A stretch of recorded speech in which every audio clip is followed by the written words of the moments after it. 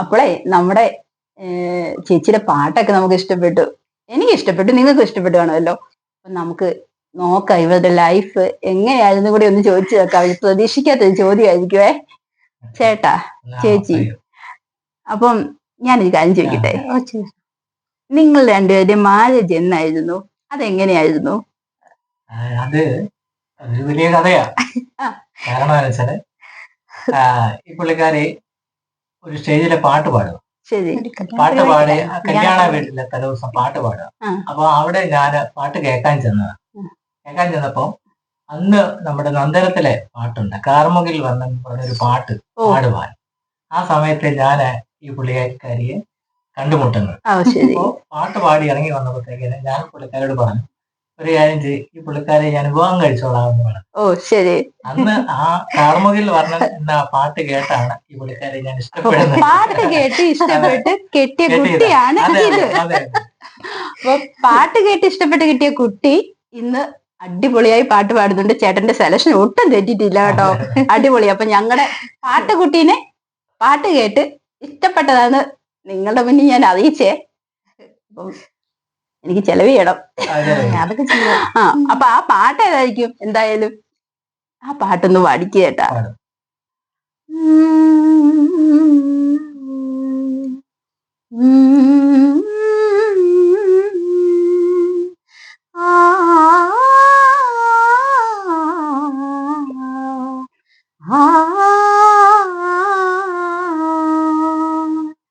കാർമുകിൽ വർണ്ണന്റെ ചുണ്ടിൽ ചേരുവോടെ കുഴലിന്റെ ഉള്ളിൽ വീണുറങ്ങുന്നൊരു ശ്രീരാഗമേ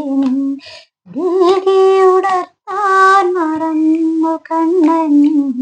കാർമുകിൽ വർണ്ണന്റെ ചുണ്ടിൽ ഞാനെൻ മിഴിനാള അണയാതിരിച്ചും നീറും നെഞ്ചകമകിലായി പുകച്ചും.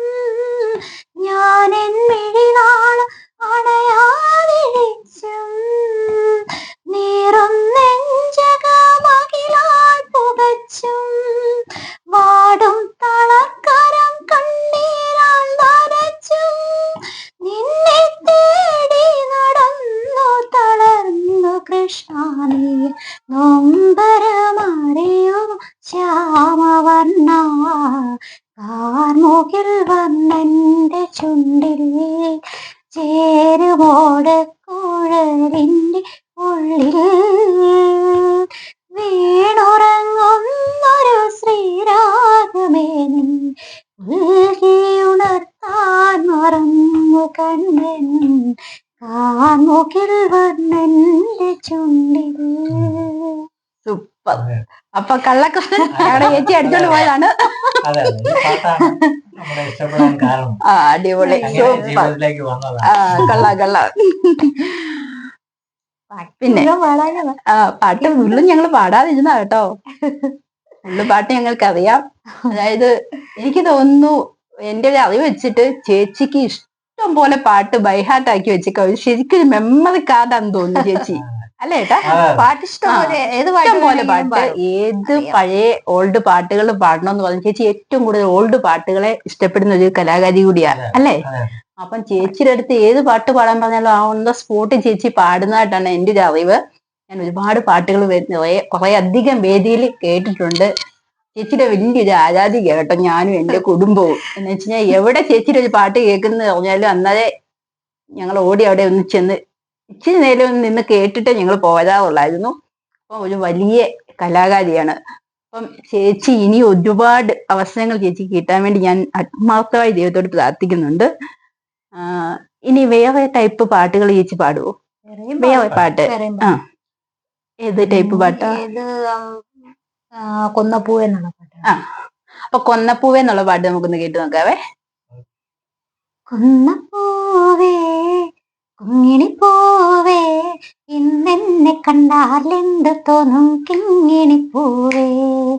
കൊന്നപ്പൂവേ കുങ്ങിണിപ്പൂവേ ഇന്നെന്നെ കണ്ടാലെന്ത് തോന്നും കിങ്ങിണിപ്പൂവേ.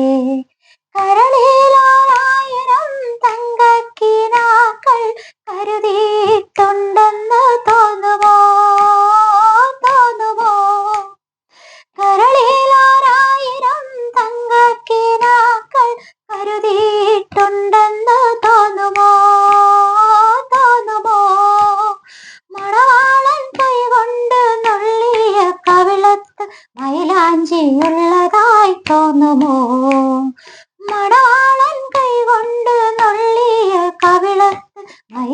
വഞ്ചിയുള്ളതായി തോന്നുമോ? കുന്നപ്പൂവേ കുങ്ങിണി പൂവേ ഇന്നെന്നെ കണ്ടാൽ എന്തു തോന്നിനി പൂവേ. കുന്നപ്പൂവേ കുങ്ങിണി പൂവേ ഇന്നെന്നെ കണ്ടാൽ എന്തു തോന്നും കിങ്ങിണി പൂവേ. സൂപ്പർ സൂപ്പർ, അടിപൊളി.